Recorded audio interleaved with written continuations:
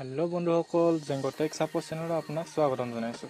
এতিয়া হয়তো আপোনাৰ বহুত খং উঠে যেতিয়া আপুনি হোৱাটছআপটো খুলি চায় আৰু তাত দেখে যে দিছ মেছেজ ডিলিট। এতিয়া আৰু আপোনাৰ খং নুঠে, কাৰণ আপোনালোকৰ বাবে লৈ আহিছোঁ মই আজি এটা নতুন ট্ৰিক আৰু আপুনি সেই ডিলিট মেছেজটো চাব পাৰিব। ব'লক তেনেহ'লে দেৰি নকৰি ভিডিঅ'টো আৰম্ভ কৰোঁ।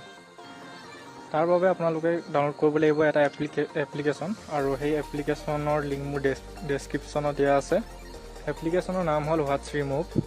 আপোনালোকে প্লে ষ্ট'ৰৰ পৰা ডাউনলোড কৰিব পাৰে। মই আপোনালোকক দেখাই দিছোঁ কেনেকৈ ডাউনলোড কৰিব। ইয়াত লিখিব হোৱাটছ ৰিমুভ, এনেকৈ চাৰ্চ কৰাৰ পাছত আপোনাৰ এই এপ্লিকেশ্যনটো ওলাব।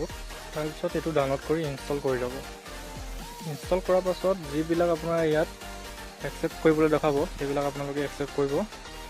একচেপ্ট কৰাৰ পিছত আপোনাৰ এনেদৰে এপটো এনেদৰে ওলাব, আৰু ইয়াত সকলো ডিলিট মেছেজ আপুনি দেখি পাব। কিন্তু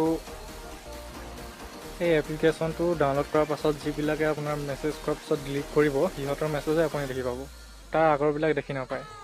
চ' গাইজ, ভিডিঅ'টো বাৰু চাই কেনে পালে? আশা কৰোঁ আপোনালোকৰ ভাল লাগিছে। যদি ভাল লাগিছে মোৰ চেনেলটো ছাবস্ক্ৰাইব কৰক আৰু লাইক কৰক।